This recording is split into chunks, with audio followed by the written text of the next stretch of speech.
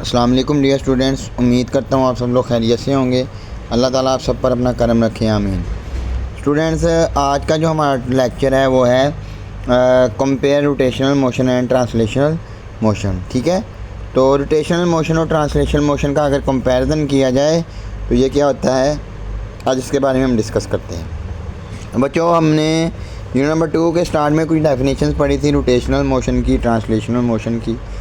ठीक है, तो वो मैं ज़रा आप लोगों को एक मरतबा रिमाइंड करवा दूं कि जो रोटेशनल मोशन था कि बॉडी सर्कल में मूव करे और अपने एक्सिस रोटेशन की जानिब मूव करे। ठीक है, अपने एक्सिस की जानिब भी मूव करे, that is called the rotational motion. For example, आपके घर पे जो पंखा लगा हुआ है छत वाला, ठीक है, वो छत वाला पंखा दीवार में फ़िक्स है, लेकिन वो अपनी जानिब मूव भी कर रहा है सर्कल में, प्लस वो अपने एक्सिस की जानिब भी घूम रहा है एक फ़िक्स पोजीशन से।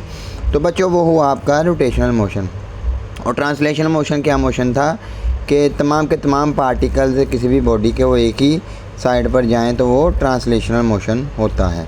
तो बच्चा ज़रा हम इसके बारे में आज थोड़ा सा डिस्कस कर लेते हैं कि काउंटर पार्ट ऑफ वेलोसिटी के जोड़ को अगर देखा जाए, वेलोसिटी को जोड़ा जाए, acceleration, force and momentum in translational rotation are angular velocity के वेलोसिटी, एक्सेलरेशन, फोर्स और मोमेंटम जो होते हैं ना ट्रांसलेशनल मोशन में, बेसिकली वो एंगुलर वेलोसिटी होती है, क्योंकि ये तमाम का तमाम काउंटर पार्ट होता है, जुड़ा होता है।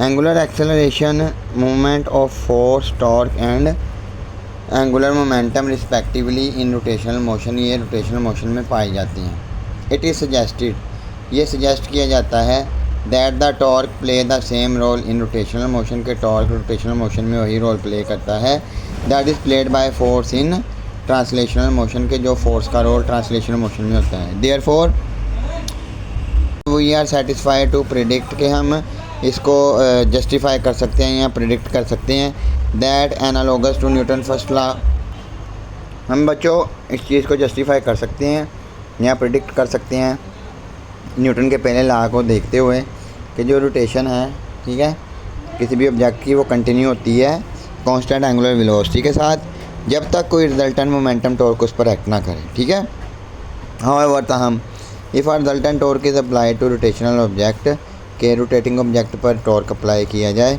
It will accelerate depend upon the direction of torque, तो वो डायरेक्शन ऑफ टॉर्क पर डिपेंड करेगा, उधर को ही वो एक्सेलरेट करवाएगा relative to axis of rotation. कि अब यहाँ पर ये बात कहने की कोशिश कर रहा है कि अगर बॉडी लेफ़्ट को मूव करे या टॉर्क, जारी बात है लेफ़्ट पर मूव करेगा, एक्सिस ऑफ रोटेशन की जानिब उसको क्लॉकवाइज या एंटी क्लॉकवाइज हिसाब से मूव करवाएगा।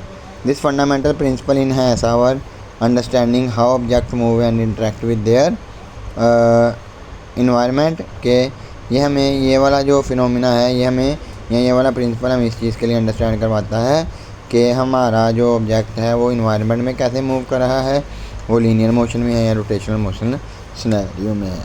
ठीक है बच्चों, तो ये था आज का हमारा टॉपिक। उम्मीद करता हूँ आपको इसके रिलेटेड कोई क्वेश्चन या क्यूरी नहीं होगी।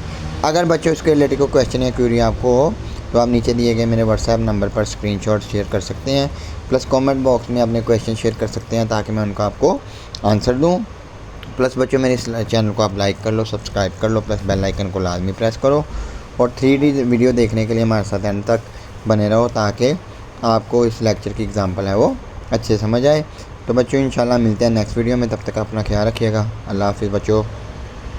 हेलो एवरीवन, इस वीडियो में हम रोटेशनल मोशन और ट्रांसलेशनल मोशन को समझने वाले हैं। तो आइए हम सबसे पहले रोटेशनल मोशन को समझते हैं। तो जैसा कि आपको ये मोशन दिखाई दे रहा है कि यहाँ का पॉइंट आगे की तरफ इस तरह से बढ़ रहा है, और इसका पॉइंट आगे की तरफ बढ़ रहा है, और इसका पॉइंट आगे की तरफ बढ़ रहा है। ठीक है, और इसका जो सेंटर ऑफ मास वाली पॉइंट है वो बिल्कुल रेस्ट पे है। तो ऐसे मोशन को हम कहते हैं रोटेशनल मोशन। तो देखिए, अब हम समझने वाले हैं ट्रांसलेशनल मोशन को। तो देखिए, यहाँ का पॉइंट, यहाँ का पॉइंट, यहाँ का पॉइंट और यहाँ का पॉइंट, सारे पॉइंट जब एक साथ समान वेलोसिटी से आगे की तरफ बढ़ेंगे तो इसे हम कहेंगे ट्रांसलेशनल मोशन। तो ऐसा मोशन क्या होगा? ट्रांसलेशनल मोशन होगा, जैसा कि आप देख सकते हैं।